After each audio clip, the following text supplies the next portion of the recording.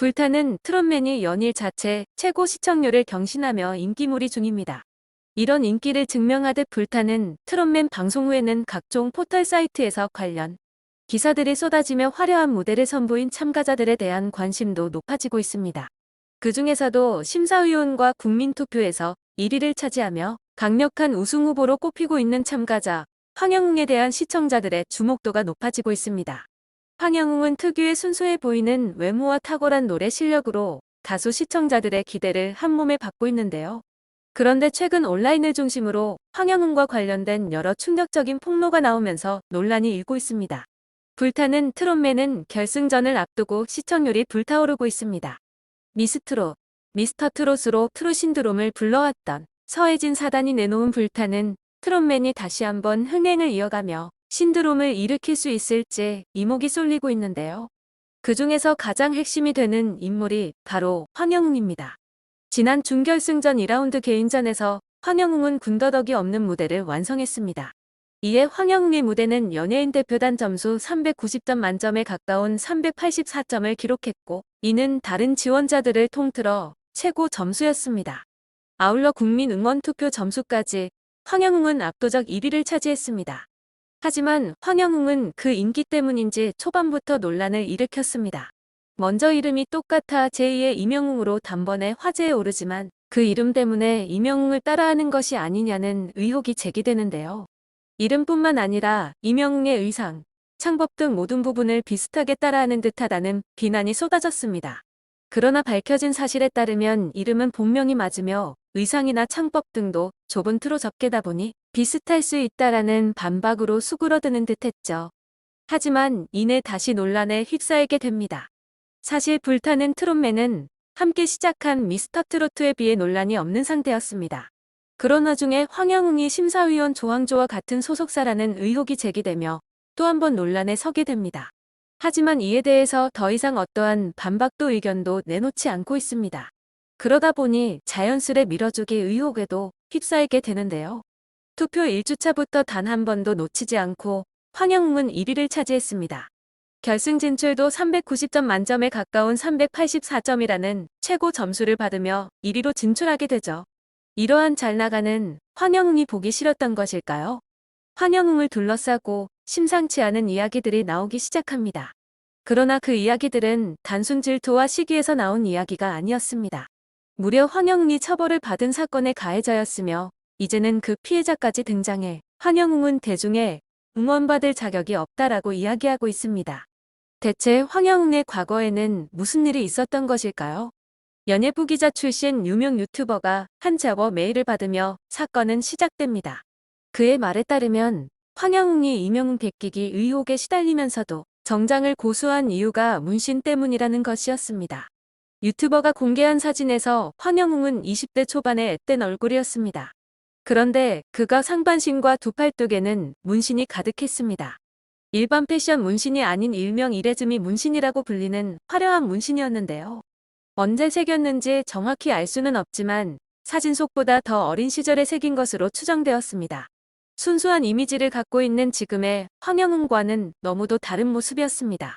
이를 제보한 제보자의 말대로 국민의 투표가 중요한 서바이벌 프로그램이기 때문에 그대로 보여줘야 한다는 이야기가 어느 정도 이해됩니다.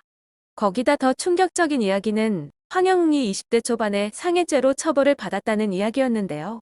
이는 일반적으로 우리가 알고 있는 단순 가해보다 더욱 심각한 피해를 입힌 경우에 받게 됩니다. 신체의 생리적 기능의 장애, 예를 들면 치아 손실, 정신장애 등의 피해를 입혀 처벌을 받는 범죄인데요. 순수함으로 이미지를 구축한 황영웅이 장애가 생길 정도로 타인에게 피해를 입혔다는 사실이 믿기지 않습니다. 여기까지는 단순히 젊은 날의 치기라고 생각할 수도 있습니다. 피해자가 직접 나타나 증언을 하기 전까지는 말이죠. 황영웅으로부터 피해를 당한 피해자가 폭로를 시작한 유튜버와 직접 인터뷰에 나섰습니다. 그 피해자는 무려 황영웅의 친구였습니다. 황영웅의 친구인 A씨는 어떤 식으로든 보복할지 몰라 그간 제보를 피하려 했다라며 말문을 열었습니다. A씨 주장에 따르면 황영웅은 A씨의 생일날 여러 지인들이 모인 과정에서 술을 더 마시자 등의 실랑이를 벌이자 황영웅은 A씨를 주먹을 날린 뒤 쓰러진 그를 발로 차는 등 가해를 저질렀다고 합니다. 일방적으로 가해졌던 것이었지만 경찰 신고가 이뤄진 뒤 환영웅은 진단서를 끊고 쌍방을 주장하기 시작했다고 합니다.